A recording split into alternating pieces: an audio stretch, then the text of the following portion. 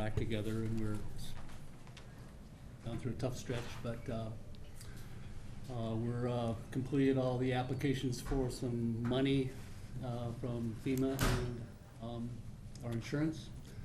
So things are moving little by little. Good. Ojai Water Conservation District is not here. City of Ojai, Johnny? Well, we have no wells or water to report. I would like to announce that the City Council's, I'll be calling a special meeting on the 7th of August to deal with water issues and to recommend going forward with the water consultation that Regina from Sierra is here this evening, or this evening to talk with your group or our group about. But we're very pleased with the progress so far. Thank you. For Casitas, I'll report that at yesterday's meeting, the Casitas voted unanimously to move forward with a comprehensive water resource plan. A request for proposal probably was sent out either yesterday or today. And we also signed a contract with Spinatar, who put in the screens and cameras at the boardroom, and they're going to prepare the hardware so that a host can store and broadcast all of the meetings from that day forward. So things are moving along. The lake is at 33.3%. The lake elevation is 486.74 feet above mean sea level. That means we have 79,058 acre feet left in the reservoir. And did Mike send you the other information? Okay. Yeah, for July 9th, bottom left-hand side. Okay. We're going to move on to item 4, which is the basin status report. And we have a presentation by Mr. Jordan Keir of Keir Groundwater. Thank you, Russ. Today, what I wanted to use this opportunity to share is, of course, some basin status issues, but also highlight some of the things from the 2018 Groundwater Management Plan update, because they do relate specifically to input and output and changes in storage. Let's see. So we'll talk a little bit about basin conditions, and then some of the Groundwater Management Plan action items that really haven't been presented in this light, but are in the final version of the Groundwater Management Plan. And really specifically, that speaks to the perched aquifer importance that underlies the western and southern portion of the basin and largely under the city limits. So shown here is the classic OBGMA boundary in red, and then the most recent DWR approved groundwater basin boundary in the darker blue. And of course, there are our half a dozen monitoring well points that we have data loggers within, collecting water levels every 90 minutes or so. And the northernmost of which is the depth discrete monitoring well in the northern portion of the basin, really keeping our finger on the pulse of the recharge to the system. On the discharge side, where that triangle just appeared, is where we're monitoring on a monthly basis the elevation and latitude and longitude of daylighting groundwater beneath San Antonio Creek, largely within city limits, largely coming from the perched aquifer system. We'll talk a bit more about that.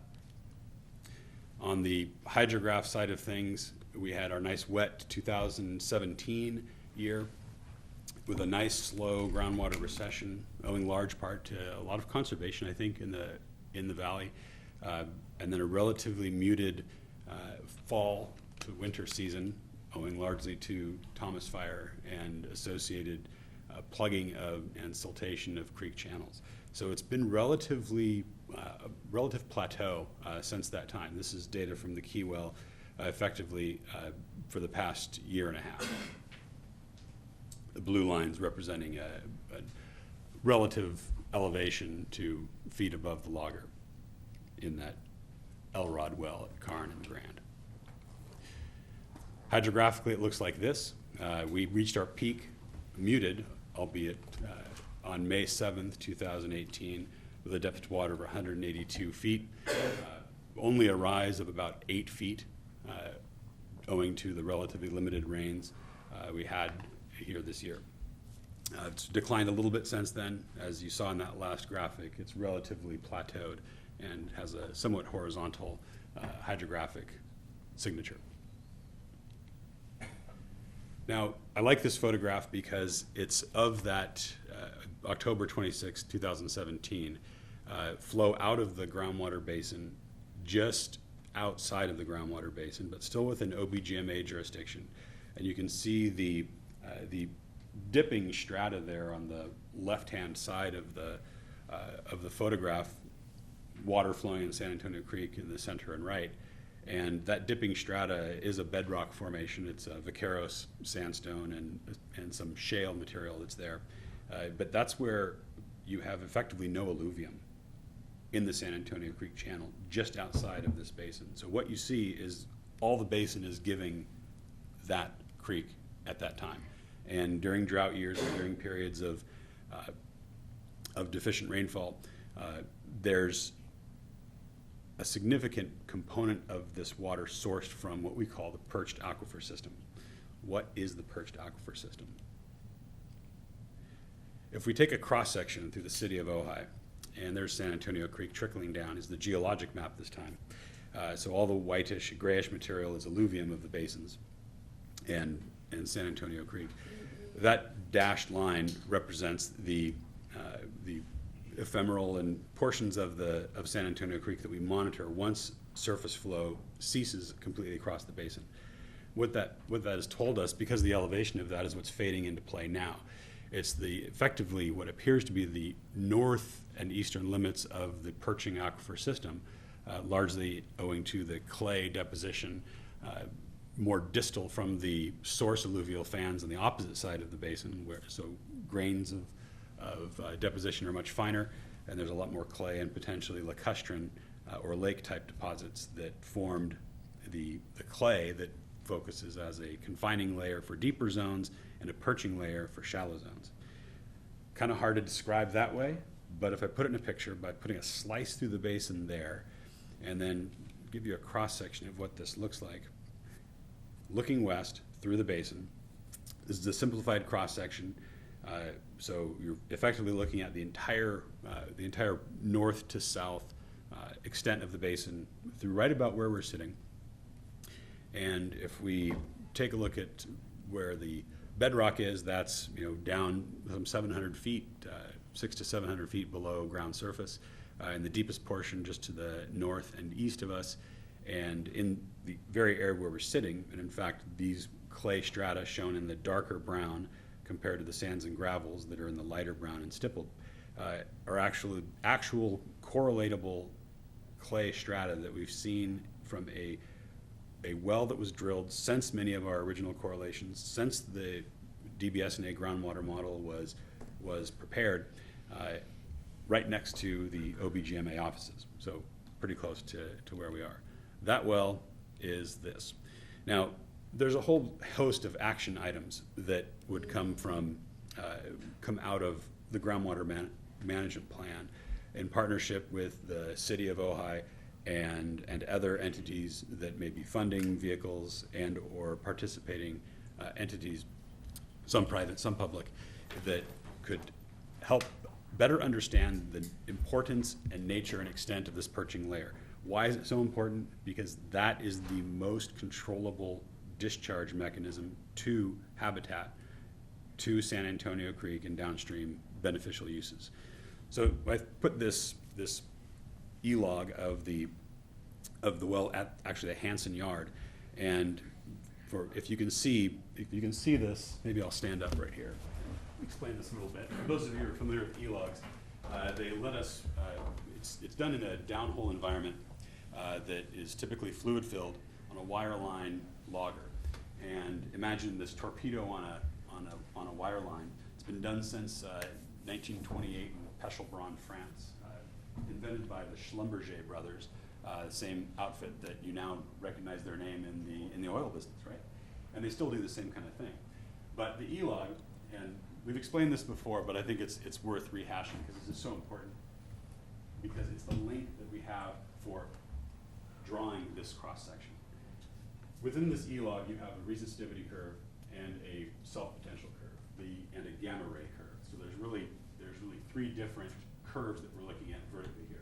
This is done in a wireline borehole, and it's about a 450-foot deep well at the Hansen Yard. They use it for mixing drilling mud and such, and taking it off to different drilling outfits, drilling sites within their area of business. What's important about this is that the resistivity curves are where gravels and sands are. They're highest. They're kicked furthest to the right. Clays kick further to the left.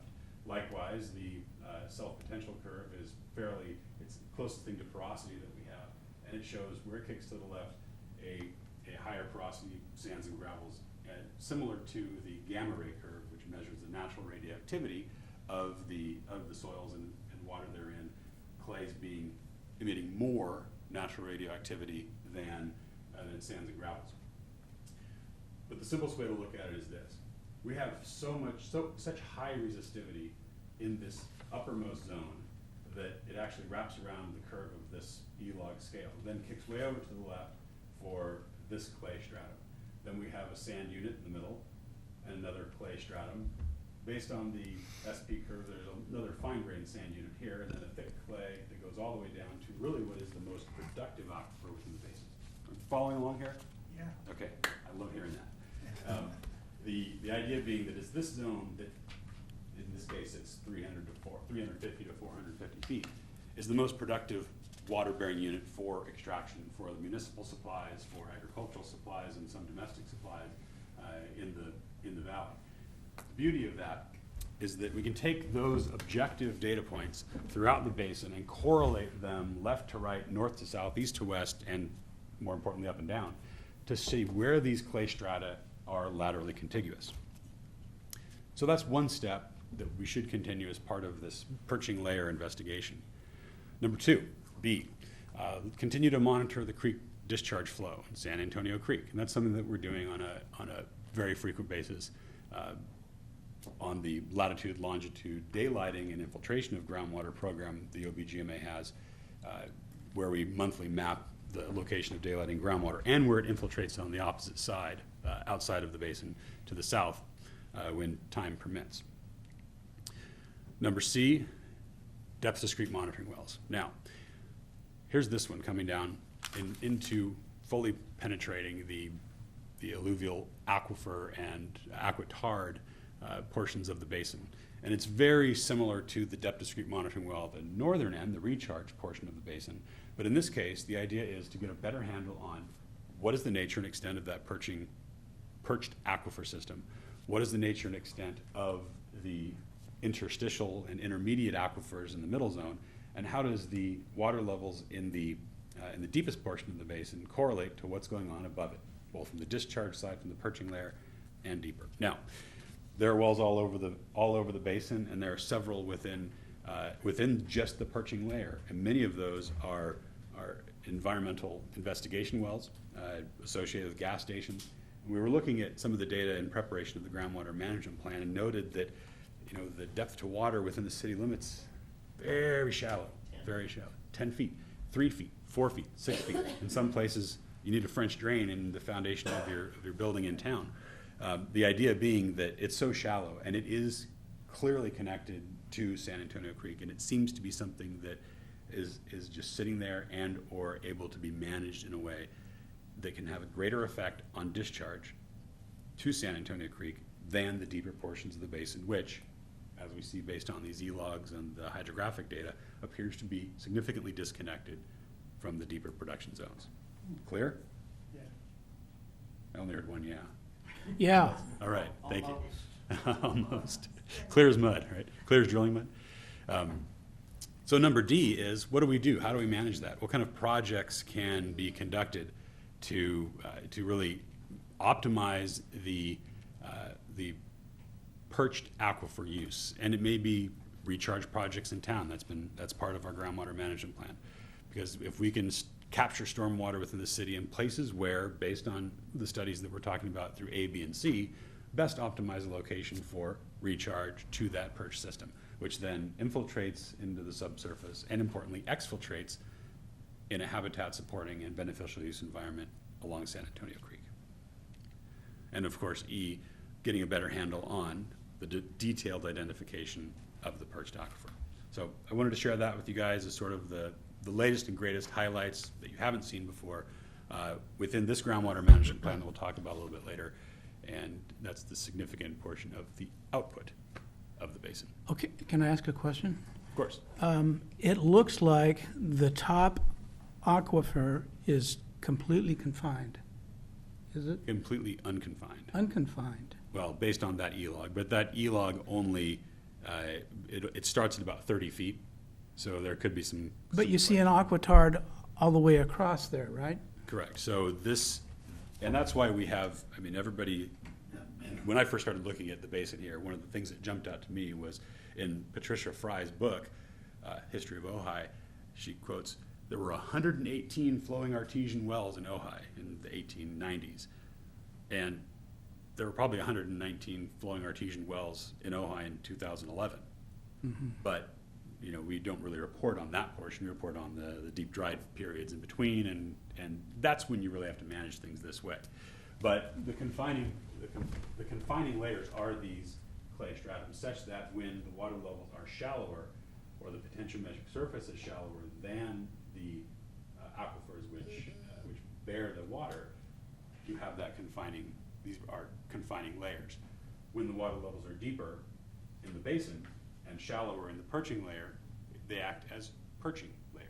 So they connect both ways, perching going down and confining against pressures coming upwards. Gotcha. Thanks. Okay. That it? End of slideshow. Slideshow. Is that it? Yeah, that was pretty good. We've got a lot Okay. more, and it's only 58 pages. Right, and it's easy to read. Item 5 is the general manager's report. John, I think you're up. Yes, I just have a couple things I wanted to report on. CC and I are actively talking, discussing things more so we can start getting a little more organized on certain things. One of those areas that I've noted in the work plan that we'll talk about later is looking at records retention. I think that's a big deal, and she wants to get better organized, and I think between that and getting those records organized and a retention schedule, which we'll bring to the board for discussion at some point, I think that's an important thing for the agency. Today we've been talking about a board calendar, so we'd like to put that together with holidays and all the meetings and things that to give the board an idea of when things are going to transpire. And if you're going to be absent, it would be helpful to know that early in advance also, so that we hopefully make sure we have a quorum at each of the meetings. And on occasion, It helps. it's been It a really challenge, does. yeah. Yeah. Tonight I'll talk more about details on the work plan. And then one of the items on your agenda tonight is the MOU with the Watershed Coalition. And there's a couple of different funding requests that come through. And so CC and I had talked about today. I want to go back and look at all that information and find out some of the genesis of those funding amounts, why OBGMA pays what it does and what it supports, and making sure that we're paying what we need to pay and not more. But certainly we don't want to back away from those support of the different watershed activities. But I think it's important to make sure that OBGMA is providing its fair share of funding. So with that, we'll talk about the work plan when we get there. Okay, Okay. good. All right, item 6 is public comments on items not appearing on the agenda. And Bill, you put in the first card, you're up.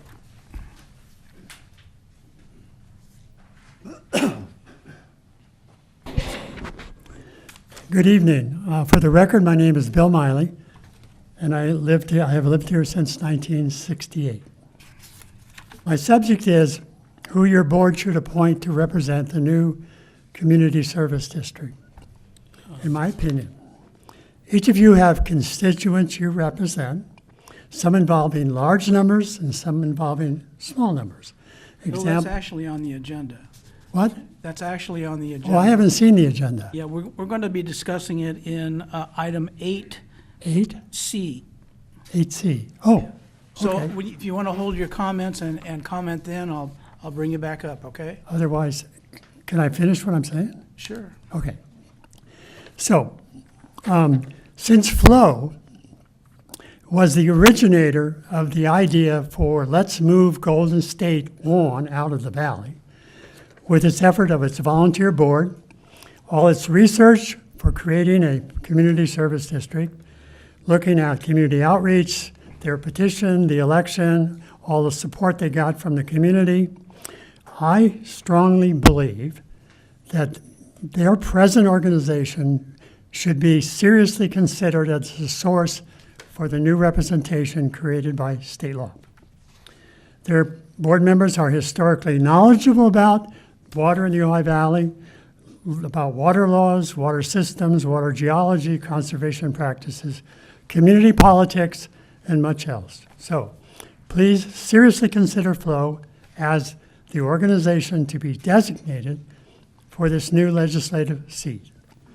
And if you should decide, I believe it would be a great community and historical recognition of the grand effort Flo's principal founder made to get all this accomplishment, and that being Pat McPherson.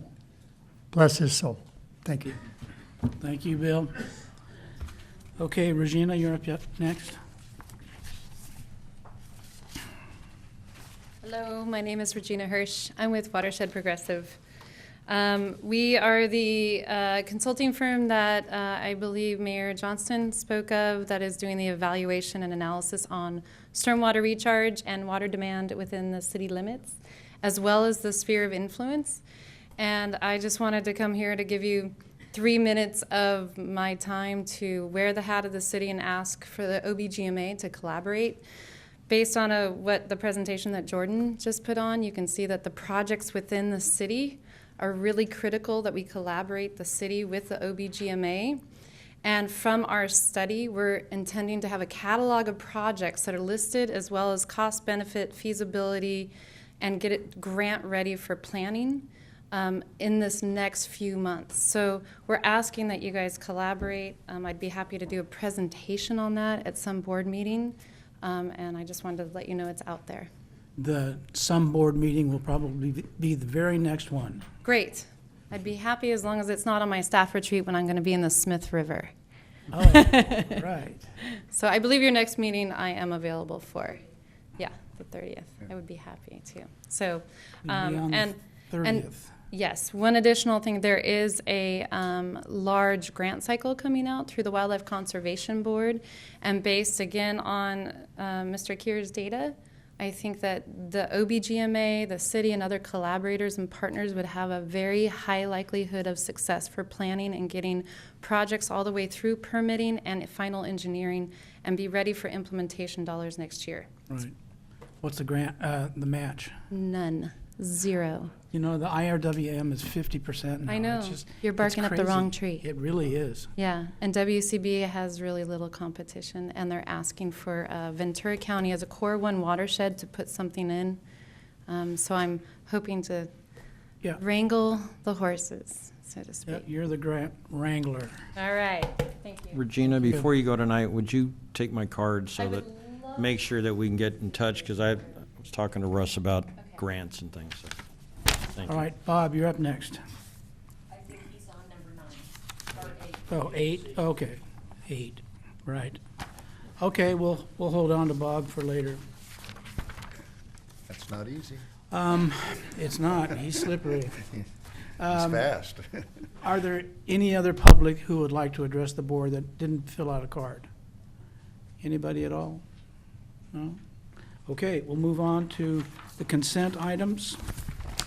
We have the minutes of May 31st, 2018, and the treasurer's report for May 2018 and June 2018. Motion? Yes, Move approval? Second? we have a motion and a second. Could you call the roll, please? Johnny Johnston, Yeah. Russ Baggerly, Yes. Peter Phillips. Yes. Thank you. That takes care of item 7. Item 8, general manager's goals and objectives. John? Yes, thank you. I put this together because I thought it would be a good idea to start developing at least some kind of a work plan so that I can make sure that I'm on the same page with the board and you want me focused on what you want me focused on, and also as a document that I feel could certainly give the board ideas. I'm not expecting a decision tonight, but what I'd like to do is have you take a look at this, review it, and if you see something that either needs to be added or you want it taken off, update it, and then what we can do is we can bring it back at another board meeting and we can finalize this, and that way it gives me some direction to move forward over the next 12 months or so. Okay, good. So you want comments back for the next meeting? Yeah, I'd like to bring it back, but I wanted at least, I have a number of headings here for projects. They're not going to all be done in a year, but certainly we can start implementing or revising some of these programs that have been kind of held dormant for a while. And there may be things that the board wants staff to consider and to make sure that we include in things you want us to focus on. Yeah, is this a laundry list, or is this in the order that which you would suggest we? Well, right now, it's not set in an order. It's not Not prioritized. prioritized. But, if you want to prioritize it, I'd be open to that as well.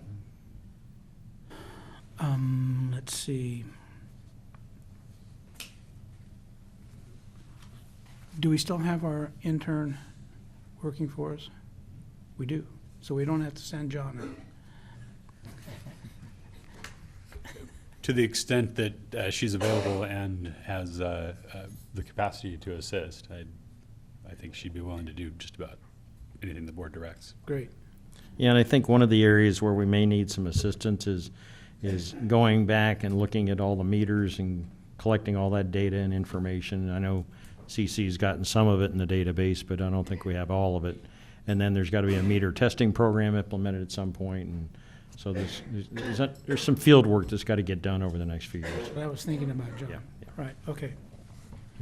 Okay, that looks good. We will go over it, and we'll invite the public to go over it as well. See if we can get some comments from them.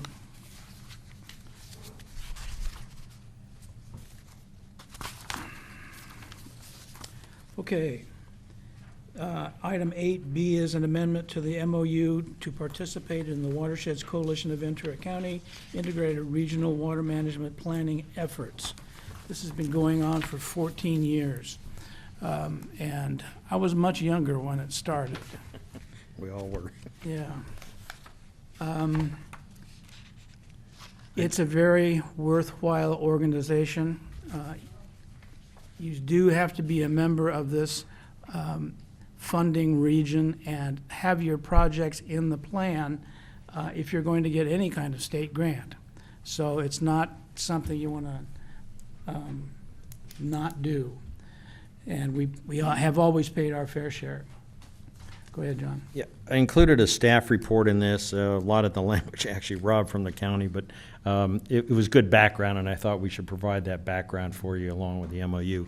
The one component in the recommendation where it indicated the cost is about $1,000 per year, that's incorrect. It's about $1,400 a year, is that correct, CC? $1,400 a year. So I wanted to make sure the board was aware of that. Mr. Candy and I spoke, I think, last month, a little bit of a concern that the MOU didn't define how much the dollar amount was. And so that's why I brought that forward tonight, to make sure you understood what you were committing to. The work plan has been revised. A number of member agencies had concerns about how the money was being spent and where it wasn't quite. They were saying that they couldn't explain it to their auditor. So we've got a better handle on that document. So I think that's taken care of now. You need a motion on this? Yes, Okay, I would move approval. Second? we have a motion and a second. Money, so I guess roll call. Yes, we need a roll call for everything. Russ Beverly. Yes, Peter Schwab. Yes.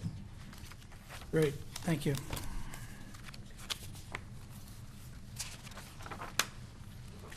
Okay, item 8C.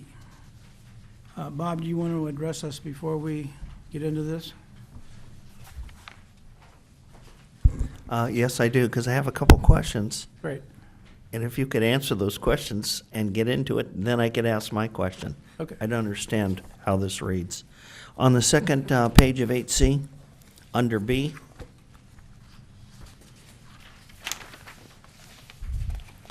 the currently seated OBGMA director may nominate a qualified candidate to be community facility director, resident director. And I thought that was interesting.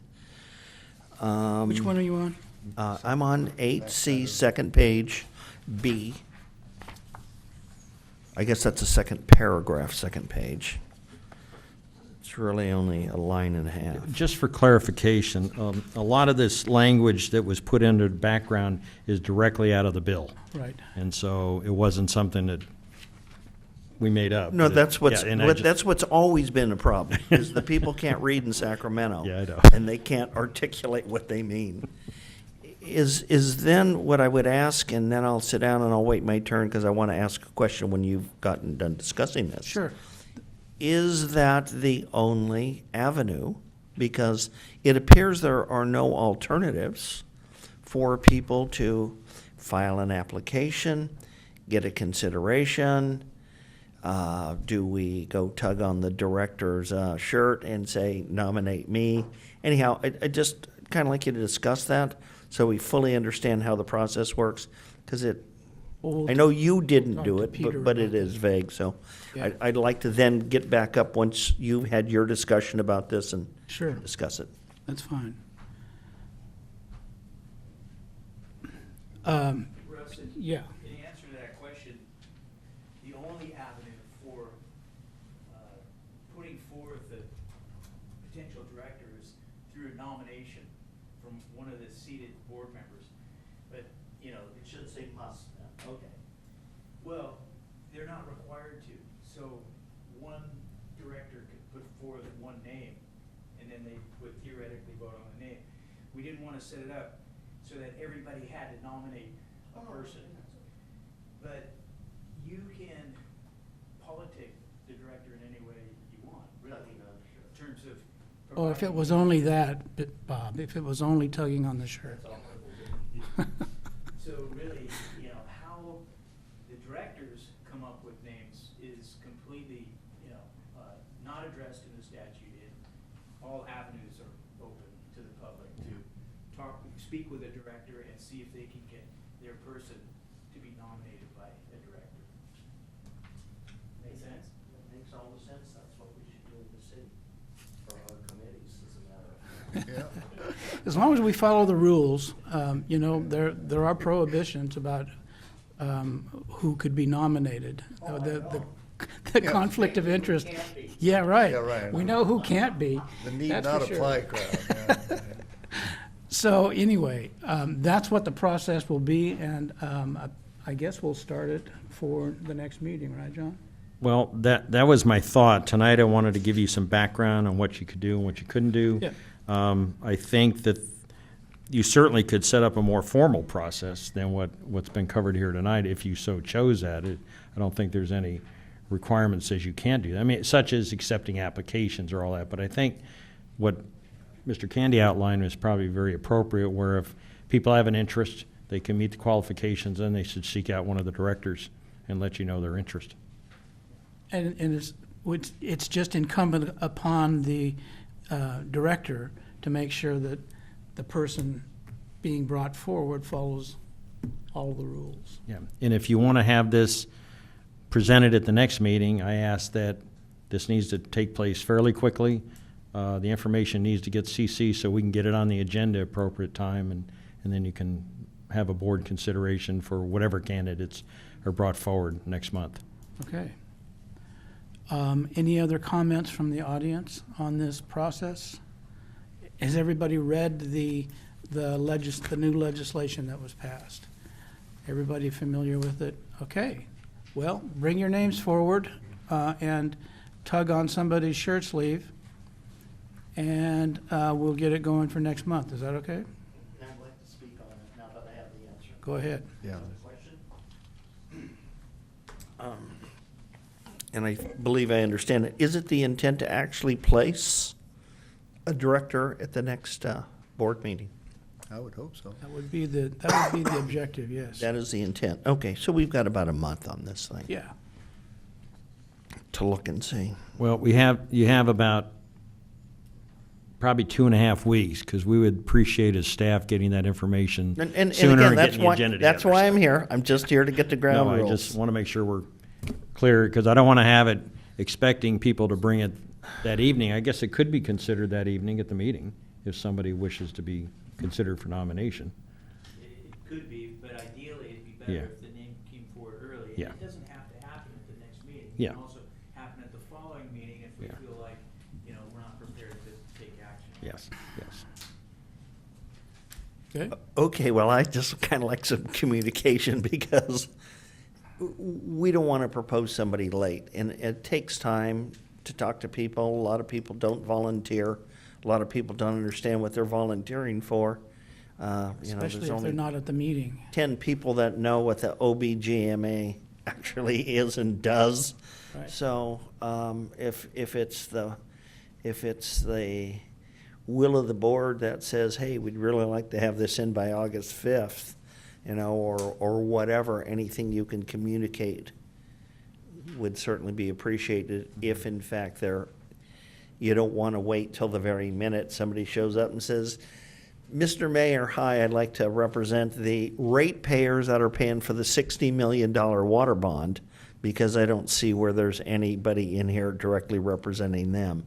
So if I just don't, I've seen some of these things where the doors kind of swung closed before we understood it was ready to close. And I Well, we just don't wanna wasn't do sure that. wasn't We gonna wanna happen. Do we have a target date you're recommending that, I think said 2 weeks from? if we can get, we're flexible on the agenda. We have to get the agenda published 72 hours before the meeting. But it's nice to have a few days before that, so let me take a look at a date real quick. And at least we can give the public a general idea of what we're looking at for time. And we don't have to do an FBI.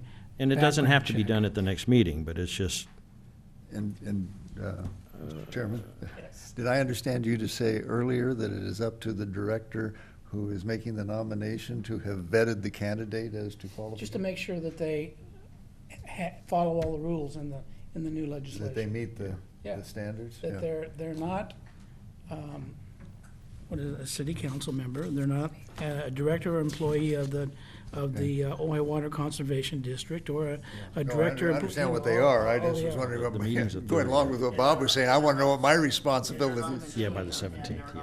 Yeah, Yeah, yeah, Right. sounds good. okay. And so since we're waiting. Well, you think that's too short a time, Bob? No, hell no. It took us 8 years to get out of here. Yeah, I know. But I also We're not getting younger, are we, Bob? Yeah. I also assume when I looked in the second portion of this, and that second portion is E. Excuse me, I know the people at home can't hear when you're not on the mic. That second portion is E. Actually, no, it's D. The community facility director, resident director shall serve a term of 3 years. The community facility district resident director shall be removed from office for cause pursuant. Well, I have an extreme amount of difficulty with that, because cause, after you are seated, should be a violation of any one of those prior prohibitions. So if they move out, they should no longer be seated. If they no longer rent or own, they should be seated. If they do file lawsuit, they should be unseated. And so that's a little vague, and I would hope that we could get a little bit of stronger language in there, because for the city of Ojai, you can sit on the planning commission and live in Thousand Oaks. I mean, it just, we need to make sure that this is local for us. We work too hard, too long, and it's too important right now to have somebody that clearly doesn't understand every aspect of what our future water situation is. So, Okay, so thank you. that's a question for the attorney. Is that a violation at that point, and that would be? Yes, I think Yeah. that is a reasonable interpretation of this, of the statute. And if someone were to, become the resident director and then for some reason or another not meet the qualifications, that they would need to be removed. They would have to step down. But then it wouldn't take a unanimous vote, because that's what it says. It's got to be a unanimous vote. Well, hopefully we could find unanimity within the directors on To the board, follow so the law, that yeah. issue wouldn't come up. Okay. What you're really doing, and this is good, is you're, really picking apart this legislation. And one of the objectives was to get this passed in Sacramento. Sure. And not try to over-legislate it by thinking of every eventuality.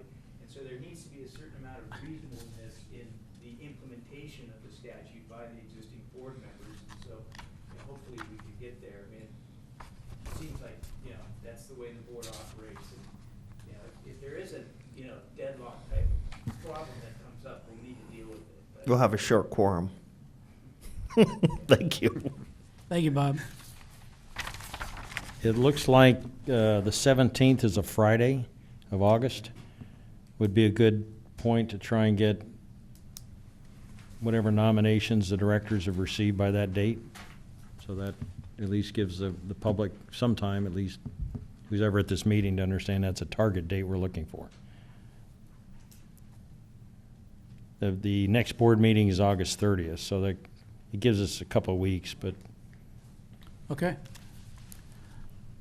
Bill, go ahead. I have some questions about Yeah, come with it, yeah. Yeah. Bill Miley. I want to ask a couple of clarifying questions about the requirements on the first page of 8C. I assume these come from the state law. One has a demonstrated interest in and commitment to the general policies and operating goals of the agency. We're talking about the Community Services District or the Casitas Municipal Water District or the Ojai Groundwater Agency. Where are you, Bill? I'm on 8C, the first requirement under Assembly Bill 1794. What's the definition of agency? agency is the OBGMA. Okay. Is a customer of the Casitas Municipal Water District, what if they rent? And the water's paid by the landlord? Well, that's addressed in number 3. Look at the next one. Owns or leases property. Okay. Owns or leases real estate, so a renter can't do it. Okay, that's what I want to know. A renter can. Owns or leases. How can a renter do it if they don't lease? If it's a month to month? Is that nitpicking? Okay. He's beating you at your own game, Bob. Look at that. That's a great Okay. reading. The last one is number 8. Does not have any interest in real property located within the agency's boundaries that is outside of the boundaries of the Casitas Municipal Water District Community Facilities District. So I live on North Signal Street, but a few years ago I owned the Miramonte Laundry and its property. So that would preclude me, right? Yeah. Now, what kind of logic is that? Well, the intent was, as I recall, that the nominees would come forth who were people that resided within the community facilities district. And it comes back to your point that the people that are paying for the services and through the bonds are going to have an opportunity to represent the OBGMA. Okay, does this come from state law? This is all state law. Forget it. Well, it's now state law. Yeah. Yeah. Well, But the source of these qualifications came from the public. It We came had from a here. public meeting here a year ago where, we had a long public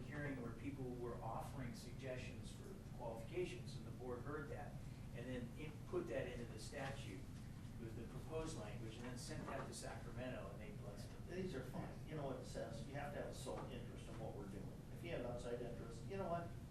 We got another 5,000 people to choose. Yeah. Okay. So we have a target date to come back. I don't think we need to take any action on this. Do we have an application form already made up, or do we just go from this, we hand out the little sheet to the prospective candidate and say, do you meet these qualifications? I think that would be probably the simplest thing, and then we need to give them a list of the directors they can contact if they, because you need to make the nomination. So they need to contact you. Right, because it just seems like one of the things we might do, and it frequently is done, is, to have a short form that just lists these things. Have you ever do you know anyone who has, whatever it is, and check the boxes. Are If you you've checked now, any yeses, have then you you're- ever been? Yeah. Well, we'll put something together and I was just thinking, name then and they could address. just simply check the boxes, sign it, and that's. But you're gonna need name and address too to make sure they're within the community facilities district, so we'll put something together. You can check them out, and be sure they didn't falsify anything. I'm gonna make sure that they are getting primary homeowner's exemption or renter's exemption in the address where they live. Yeah. That way, we don't have that issue, and that is actually the State Board of Equalization enforces that, because they give that tax credit. One thought, would you like the public to submit to the OBGMA office, and then we can get those applications to the board for review? Or do you want- Nobody's going to tug on my shirt. Okay, well, no, they can do that. They can still get a hold of you. So whatever your choice is, or would you rather have them just come directly to you? Whatever, John, you Oh, I'm figure it out. happy with them okay? coming to the office. Yeah, and then we'll make sure that the board gets those applications. Sure. And will you print, is there individual email addresses printed on your website? Because that's the easiest way for a lot of people to tell. Yeah, it's on the website. It's obgma@aol.com, yeah. Say, Dan, consider whatever. Yeah. Okay, the nominations are due by August 17th. Okay. Everybody clear? Okay, and we'll have that, the apps will be available, or whatever kind of a form we're gonna use. Sooner rather by than next later. week? Yes, Yeah. on the website. Okay, on the website. Okay, great. Okay, item 8D, approve water well permit number 0038 for 4424 Thatcher, and it was spelled right here, thank you, Road, LLC. We reviewed this at our last meeting, did we not? No, it was held off, and I think, last meeting, we didn't have a quorum. In the previous meeting, I'm not sure why, it just didn't come forward at the time. Jordan, you've got any problems with this? I took a look at this application as well as some of the ancillary supporting information that was transmitted to me by CC. The intent of this, as I understand it, the intent of this application is to install a relatively low production capacity water well and extract groundwater exclusively from underlying bedrock. Below the alluvium, even though this property is located within the alluvial footprint at the surface of the basin. The intent is only to extract groundwater from the underlying Sespe Formation. And in fact, that makes sense with respect to several other wells that are fairly low producers that extract only from the alluvium within that part of the basin. So the discussion was to approve this application with conditions, and those conditions being that, one, the OBGMA is duly notified and allowed to review the cuttings from the drilling rig operation. Two, allowed to review the E-log conducted in the borehole and receive a copy of that, of course. Three, to ensure that the final design of the well, based on the geophysical log, includes a seal that completely isolates the alluvial portion of the basin. Thank you. And D were able to witness that seal during its construction. The idea being that with the moratorium and pending the rescindance of that moratorium with respect to groundwater sustainability planning and/or alternative demonstration exhibit approval from the DWR, this is the way that we could then allow the director of the Watershed Protection District to grant an exemption to the moratorium for this particular applicant. Okay. Sir, you want to step up to the podium? Good evening. I'm Jonathan Katz, and I have a property and a well in this area. Is there a criteria for low production that you cited? 2 acre-feet per year. I believe the application puts a 2 acre-foot request for these parcels in sum. It's in C. So, Maximum for the 2 APNs, 4 acre feet total. 2 acre-feet per parcel, a total of 4 acre-feet per year. but there's no standard reference or criteria when you say a low production well.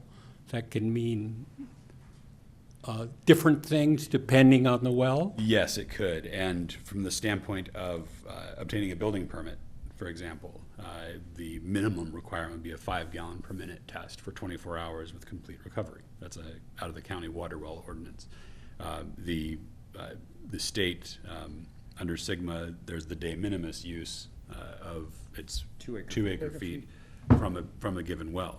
So this would exceed the de minimis extraction capacity, and it would need to also exceed the 5 gallon per minute production testing Okay, to that's the lower minimum. that's the lower De minimum. minimis is 2 acre feet. Now, there are people for whom 1,000 gallons a minute is a low producing well, but I hope that answers your Yeah, question. it Mr. does. Katz. Thank you. Thank you. Is it going to have a meter? It will have to have a meter. Thank you. All right. Then- Pleasure of the board. Well, my question is, and I think you addressed it on, well, I'm not sure I understood it, but the impact or the effect of the county watershed moratorium is that they grant exceptions under de minimis use, is that? No, it's not. So it's my understanding that when an applicant wishes to drill a new water supply well that does not meet any of the other statutory exemptions to the water well moratorium, water well permit moratorium in Ventura County, in the basins which have moratoria, Ojai Basin being one, that the applicant may apply for an exemption to the moratorium directly to the director of of Watershed Protection District, Public Works. And that's basically Mr. Jeff Pratt. Now, Pratt then puts it on the groundwater sustainability agencies for the individual basins to say, do you have a problem with this, or would you grant this application an exemption? The OBGMA has a permitting process in place. So by the application before the board and the conditions, which I've described and I think we've discussed as well, Cece, those would allow, by approval of that permit with those conditions, the agency to say to the director of Public Works, yes, you may grant your waiver of the exceptions to the moratorium. And then the Watershed Protection District can issue their permit to the driller so that the well can be constructed. It's kind of complex, but it's all the Okay, hoops. I'll give you my reaction out of ignorance, I guess, or not following all that is that by us doing this before the county who has a moratorium on, we're sort of endorsing this as okay, is that? More or less, yeah. Okay, well, and if we don't think approving it with conditions. It's an Right, approval. approving it with conditions, but recommending they grant an exemption, isn't it? Correct. But remember, it's in the bedrock, it's not in the alluvium. It's not going to affect our water. It's direct effect on the alluvial portion of the basin, which is the alluvial aquifer that comprises the basin per Which is us, GWR. right? That's us, yeah. then we have the capacity to. Okay, and the reason for this particular well is what? Are they abandoning something else and need a new one? Or is this to develop yet? It's another- effectively a virgin property, as I understand it, with respect to water that has no connection otherwise, that is not subject to another moratorium. Okay. Then I understood more than I thought. Okay, thank you. Well done. Okay, pleasure of the board for this permit. Somebody has to move one way or the other. One way or the other, I move it be denied then, and under present conditions. I'm not sure why, if this is a brand-new thing, to be consistent with the, we're having a council meeting on the 7th, and we're trying to, communicate to the public the seriousness of the water situation. I realize this is just, a drop, but then why have the moratorium if all new requests are still approved? I can understand it if it went to watershed protection and they thought it was a good idea, because other ones have the moratorium on it. But for us to sort of preempt that decision by saying, we think it's a great idea, go ahead with it, I guess I'm not inclined to do that. I don't know if I have a second to that motion, but. There is another wrinkle to this whole process, and that's this document right here. When we turn this in, and if we approve this tonight and we turn it in, Mr. Bennett's supposed to rescind the moratorium. Remember that? Interesting. Well, And that would then, Then that would be the sequence then of doing it. If we do what we're supposed to do, and then the county does what they're supposed to do, then I guess my comments would be moot. But as long as there's a moratorium in place, I don't see us recommending, unless it's some kind of a emergency and somebody who had water and isn't gonna have water. But this sounds like basically new development, even though minor. It is new development. He has to have a water source or he can't build. Right. So the seal, how deep is the alluvium at that point, Jordan? Any rough estimate? it would be determined during drilling, and every borehole is exploration. But it's somewhere in the 200 to 300 foot depth range. So basically, there's no water which would flow from the alluvium into that casing Right. until below the bedrock. It's gonna have to be cemented? That's correct, 300 feet yes. Mhm. Or more? Yep. The situation with that property is, I know because Senior Canyon's involved. In that area, the East End, people get service both from Casitas and from Senior Canyon. And there is no, those two lots, there is no service to those lots. Senior Canyon, in sort of cooperation with Casitas, established a policy 10 years ago of not issuing any new meters because of conservation reasons. So we've turned down people over those 10 years because that was the policy.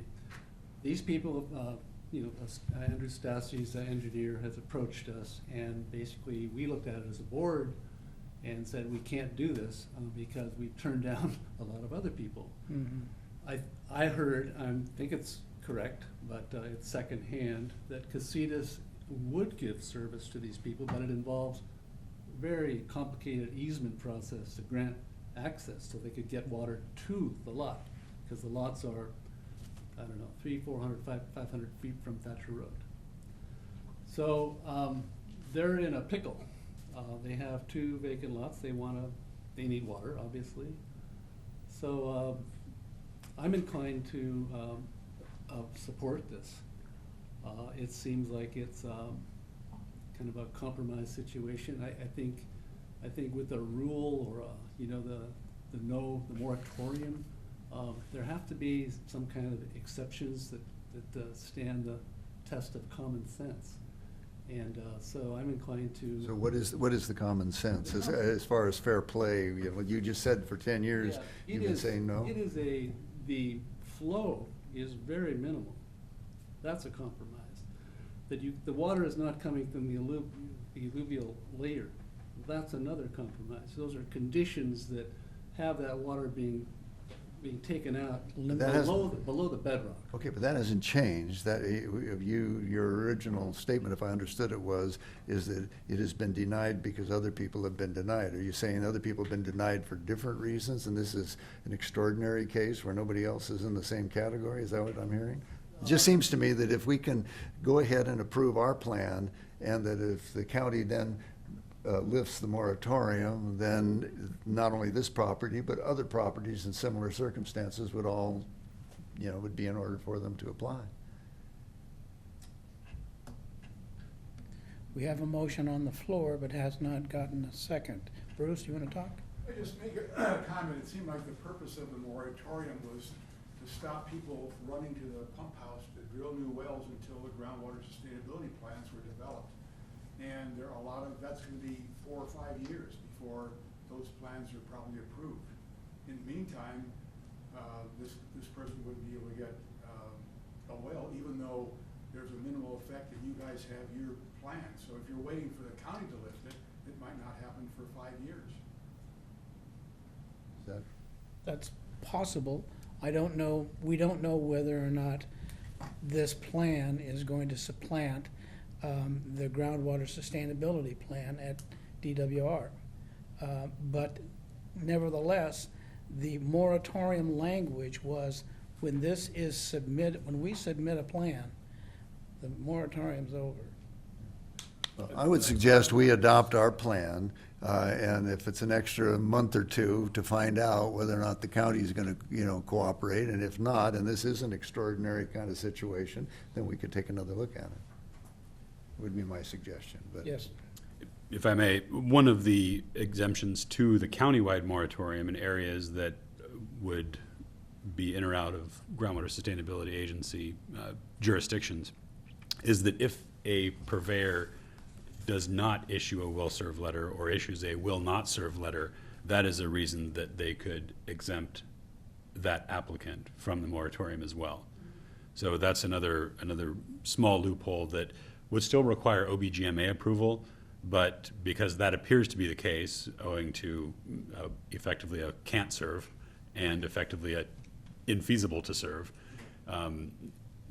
then that would be another loophole that would support the OBGMA in approving this application with the conditions that we have the capacity Wait, to. do you have to issue. another term you could use besides loophole? Maybe an opportunity or, a reasonable exception. Sorry, sometimes I live Otherwise in you- sometimes I live in the 80s. But yeah, the idea is that there are exemptions available to support the progress and progressive development of otherwise undevelopable opportunities. Well, there's no second to my motion, so I'll quit debating it until there's another motion of some sort, if there's Okay. going to be one. We have the opportunity for another motion. Okay, I move that we, accept, or what's the word, to Approve approve the well permit. this well going in. And I will second. So it will pass. So I guess we don't need any further debate, but I guess we're going to call the roll. Yes, please, we need to call the roll. Director Johnston? Yeah, I can't vote for it in this sequence. No. Yes, yes. All right, we'll move on to Well, 8. Let's get some clarity, though. I believe the motion fails because you have to have at least 3 board members to approve this. Oh, it's a It's just- quorum. Okay, but 2 is considered a quorum on a vote? I think only- you gotta have, You have a quorum. Majority of a quorum. okay, Majority of the quorum. okay, I wanna make sure we're clear on that, because I've been in other meetings where they had to have 3 votes to pass. That's when when you have everybody present. Usually it's on a ordinance type of thing, too. Yeah. Well, no, it's a majority of the quorum. Unless it's specified in the law that you Yes, have to you got have a 4/5. supermajority or something, okay, Okay, I'm happy I got to say, say what I thought. okay, item 8E, Ojai Day. I think this should be fairly simple. We do want to go. Okay, I'll be more positive. Okay, I move we approve it. Thank you. We have a second. Roll call, please. Director Johnston? Yes. Director Bagley? Yes. Director Phil? Yes. Okay, I noticed that we have the groundwater management plan in two areas, one in the informational items and one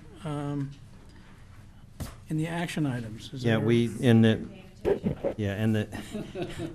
in the scramble to get the agenda revised, we forgot to take it off of informational. Okay, so we'll cross off that one. Yes. All right. Jordan, I think you're up, aren't you? Thank you. Before the board tonight for review and approval is the Groundwater Management Plan 2018 update for the Ojai Valley Groundwater Basin. This is a document that is a living document. It's something that it stems from the original early 90s Groundwater Management Plan, the 2007 update. And the intent really of this is multifaceted. Namely, it gives us an opportunity to continue to manage this basin in such a way that maintains local control and is less expensive than the groundwater sustainability planning approach. It also is, importantly, does not have all the answers. What it has is a pathway to ask the questions that will help us get some of the answers over time.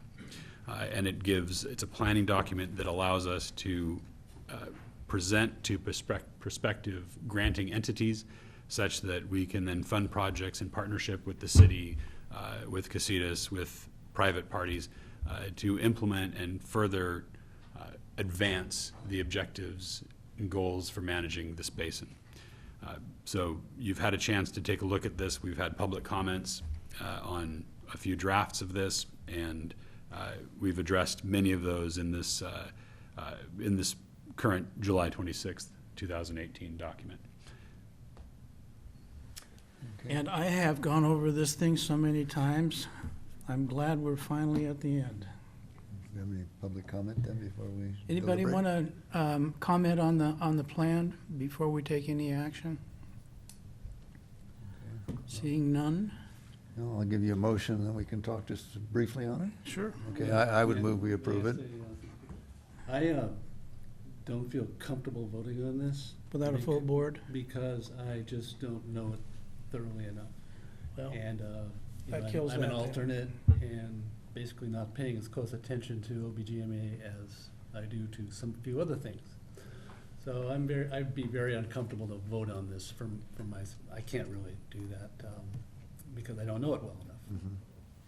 okay, then we'll have to put this off till next month. Unless a 2-to-1 vote would carry it. Well, it can be 2-1. Just joking. I think we better try to get Yes. a Yes, the A full bugaboo of board. consistency, yes. If I may ask a brief question, and the city is looking at grant applications. The OBGMA certainly is. I think next month, Director Baggerly requested, yes, to come back and talk more about grant opportunities. And maybe if I can request, are there certain dates or thresholds that we should be taking a look at that would potentially pass before this could be approved at the August meeting? We can always call a special meeting if we have to. Regina, do we have any pressing dates? I'd say September 4th is your next one, but there is one August 18th. But I'd say you should look at September, beginning of September to have it passed by. And that you'd have to have the application complete by that date? Yes, so. That's a challenge. Yeah. Well, and I Okay. should have checked before the meeting tonight. We need to file this with Department of Water Resources, and I haven't seen a deadline, but I'm not sure there could be. For Okay. what? For the groundwater management, the annual report. We've got to file essentially, this is really kind of an annual report.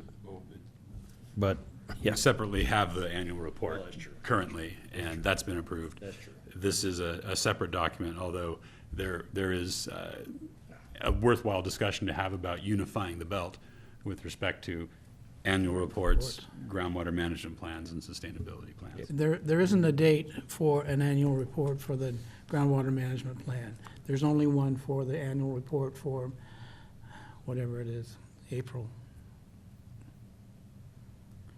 Well, I appreciate what Peter's saying on it, to be the the alternate and to have to jump into something this complex. I have seen it, and I will have to confess publicly that a lot smarter people have put this together, and it's going to be reviewed at the state level by a lot smarter people or person than I am. So my feeling is that after all the time and effort that's gone into it, it should be moved to the next level. And if we can do that tonight, I would like to see it done. If that's not going to be considered a resounding endorsement with two do you think, votes, Peter? assuming that you would support it, The then. way I look at it is if Peter is not willing to participate in this, then the board doesn't have a quorum on this issue. Even though, there's a quorum for the meeting, you're able to take action, but it's not that he's voting no on it, it's that he's not participating. He's recusing himself? Yeah, exactly. And so it seems to me like there's not a quorum to be able to take action on this matter. Could he recuse, or not recuse himself and abstain? Say that again? I said, could Peter not recuse himself, but abstain on the vote? Which is, he's not saying no, he's not saying yes, but if it's 2 out of 3 is still a majority, unless that's, not going to be helpful at the next level. It just may not be helpful at DWR Yeah. without full support of the board. Okay, so we'll have 4 people at the next meeting, Yeah. and if we can get around to, a 5th member quickly. So just for clarification, this document is not required by the Sustainable Groundwater Management Act. We're No. not preparing this in compliance with SGMA. This document is done to comply with OBGMA's enabling legislation. And through this planning process, though, we were able to make the alternative demonstration to Right. DWR. So I think DWR will be interested in this document because as they're reviewing our alternative demonstration, they're going to want to know that we have a planning process that is viable and effective. That Right, the I understood agency- this as a justification for being able to go the alternate route, that we had our own plan, we had never been in overdraft or, all That's the- right. That's right. So you're exactly right. Yeah. So it just seems like it's procedurally, we can move it more quickly, but this is government, so I guess we'll, Well, we could always take a second vote on it in August. We could approve it tonight with 2 votes. well, if we do it at a special meeting, do we have a deadline we're trying to meet? Is that the 18th? Regina, you're sorry, go ahead. Go ahead, Regina. I just want to note that if we want to use any material which is in the plan that hasn't been in any other plans prior for any grant asks, we would need that Yeah. approved by the board Yeah. prior to. Would you, speak into the Yeah, mic I for think a you second? better come up to the podium, please. I think if we're going to do any applications, grant application, we could certainly put the information in there, but not submit until the board does approve the groundwater management plan.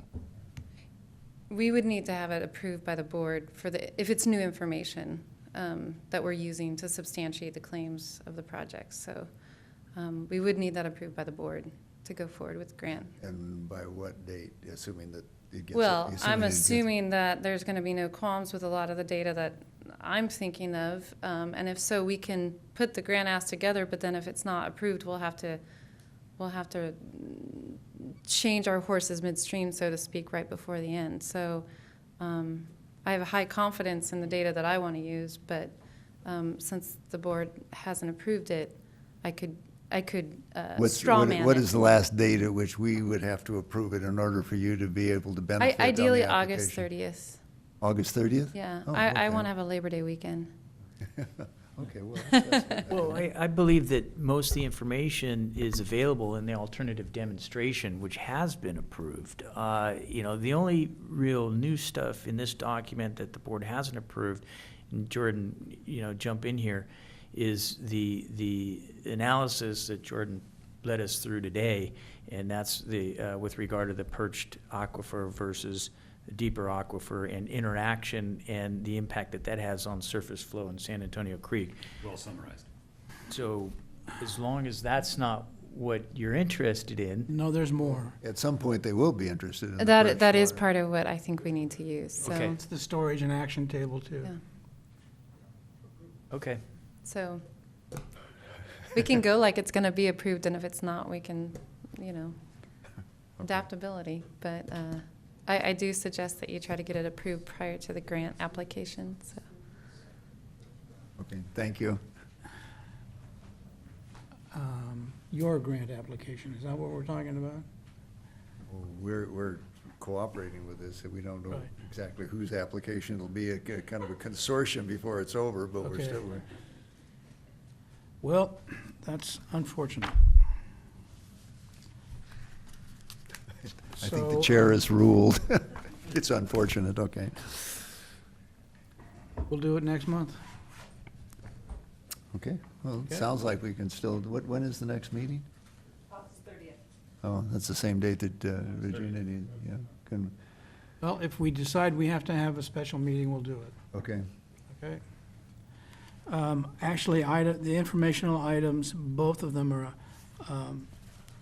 we don't need to do them. There's no update on AB 1797 because it's been approved and signed by the governor. We had it on last month's agenda. It's really redundant with the Community Facilities Director appointment process, so I think we've detailed it in that staff report, what got approved.